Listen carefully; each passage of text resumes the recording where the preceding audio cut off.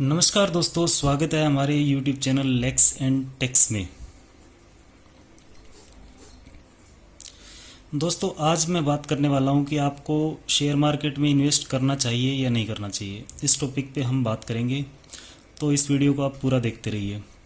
तो दोस्तों, मान लीजिए आपके पास पहले तो मैं आपको एक टिप दे देता हूं कि आप शेयर मार्केट में तभी इन्वेस्ट करें तब आप जब आपके पास एक्सेस फंड पड़ा हो।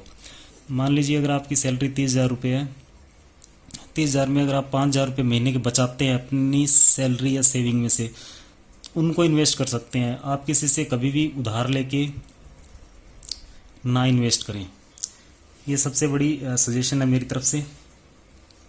तो अगर आपके पास एक्स्ट्रा पैसे पड़े हैं उनको ही इन्वेस्ट करें, आपकी सेविंग में से इन्वेस्ट करें। ठीक है दोस्तों। अब दूसरी चीज़ ये है कि आपको इन्वेस्ट करना चाहिए या नहीं करना चाहिए या नहीं करना चाहिए। तो दोस्तों, आप देखिए कि अगर आपके पास पैसे पड़े तो आप उन पैसों का क्या करोगे एक्स्ट्रा रिटर्न जनरेट करने के लिए, क्योंकि पड़े पड़े तो पैसे डबल होते नहीं है, तो आप कहीं ना कहीं इन्वेस्ट करना पड़ता है। तो या तो आप बैंक में रखते हैं सेविंग अकाउंट में, या फिर आप क्या करवाते हैं, फिक्स डिपॉजिट करवा देते हैं, या फिर आप रेवेन्यू डिपॉजिट करवा देते हैं, आरडी जिसे बोलते हैं, या फिर आप म्यूचुअल फंड वगैरह में लगा देते हैं, या फिर आप प्रॉपर्टी में लगा सकते हैं। ठीक है फ्रेंड्स। तो ये बहुत सारी जगह है, या फिर आप बिजनेस में कहीं पे लगा सकते हैं। इन सब में क्या होगा दोस्तों कि सेविंग पे कितना इंटरेस्ट मिलता है, 6 से 7%। या फिर आप किसी को वैसे पर्सनली उधार दे सकते हैं, यहाँ से आपको 24% तक इंटरेस्ट मिल जाता है। लेकिन यहाँ से पैसे वापस आएंगे या नहीं आएंगे इस चीज़ की कोई गारंटी नहीं होती। मोस्टली ये पैसे डूबते हैं क्योंकि इनका कोई डॉक्यूमेंट नहीं होता। वो ऐसे ही अगर आप किसी रिलेटिव को देते हैं तो ये पैसे वापस आने की कोई गारंटी नहीं होती है। अगर आप सेविंग अकाउंट में पैसे डालते हैं तो यहाँ से 6 या 7% के आसपास पर एनम रिटर्न जनरेट होता है। ठीक है दोस्तों। एफडी में इससे थोड़ा सा ज़्यादा लगा लो, 12 से 13% मान सकते हो आप। ठीक है। ये भी पहले के मुकाबले बहुत कम हो गया, पहले इस पे ठीक था, इस पे भी इतना ही मान लो आप, मान लो 9% इस पे है। म्यूचुअल फंड और बिजनेस, ये दोनों ऐसी चीज़ें हैं कि अगर आप इनमें पैसे लगाते हो, जैसे आपने पैसे लगा के बिजनेस खोल के किसी और के हाथों में दे दिया, तो वो आपको कभी भी रिटर्न जनरेट करके नहीं देगा दोस्तों, कभी भी नहीं देगा। ये चीज़ बिल्कुल गारंटेड है। वैसा ही म्यूचुअल फंड के साथ है। म्यूचुअल फंड क्या होता है, एक कंपनी होती है जो आपके पैसे आपसे लेके शेयर मार्केट में इन्वेस्ट करती है, तो वो भी आपको लगभग ना के बराबर ही कमा के देगी। कोई एक आधी कंपनी है जो कमा के दे देती है, थोड़ी बहुत रिटर्न जनरेट करती है, बाकी लगभग कंपनियां जितने आपसे पैसे लेती हैं वो दे दे, वही वही बहुत बड़ी बात होती है। ठीक है फ्रेंड्स। प्रॉपर्टी में आजकल आपको पता ही है कि बहुत मारामारी चल रही है, तो इसमें भी कोई आनी जानी रह नहीं गई है। तो ये सारे ऑप्शन है। अब इसके अलावा अगर आप शेयर मार्केट में इन्वेस्ट करते हो,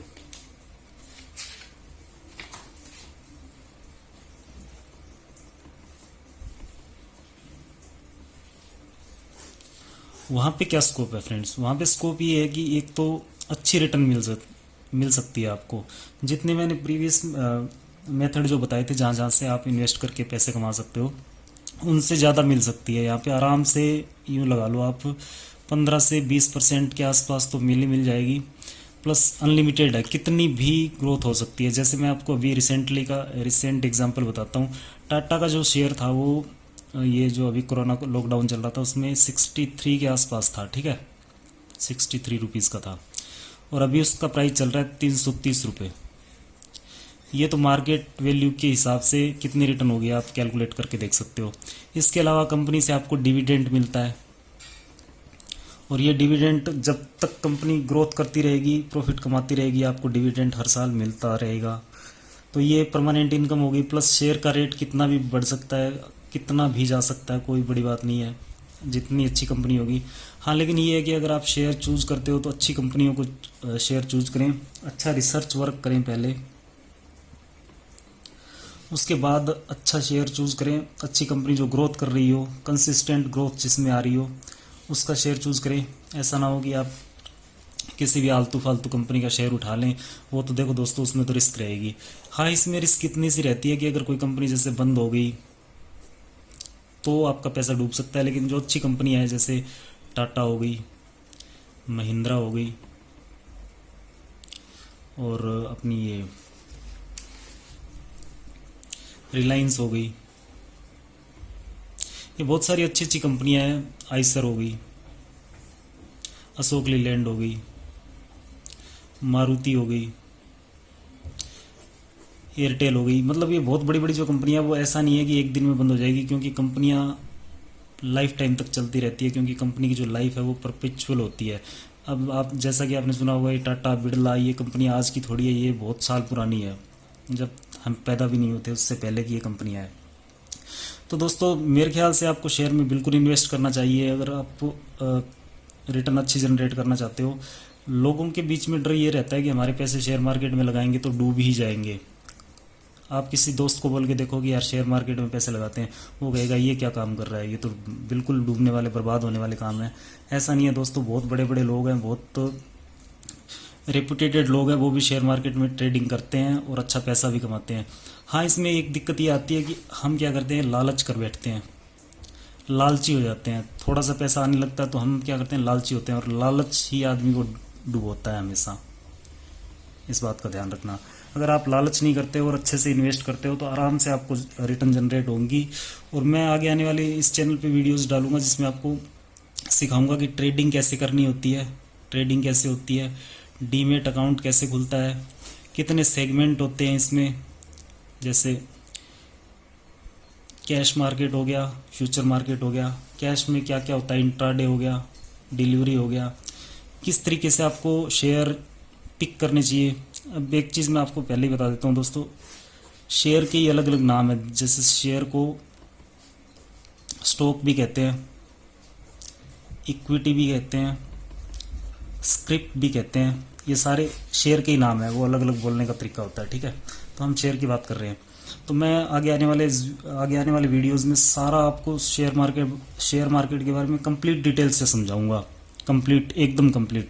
सेंसेक्स क्या होता है, निफ्टी क्या होता है, किस तरीके से काम करते हैं, किस तरीके से इनकी कैलकुलेशन होती है, किस तरीके से कंपनी की फाइनेंशियल इन्फॉर्मेशन देखनी चाहिए, कौन सी कंपनी ग्रोथ कर रही है, कितने दिनों से कर रही है, कौन सी कंपनी अच्छी है, कौन सी कंपनी बुरी है, इस चीज़ का पता कैसे करें, तो सारा कुछ मैं समझाऊंगा।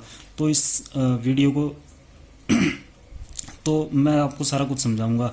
तो इस चैनल को आप सब्सक्राइब ज़रूर कर लेना।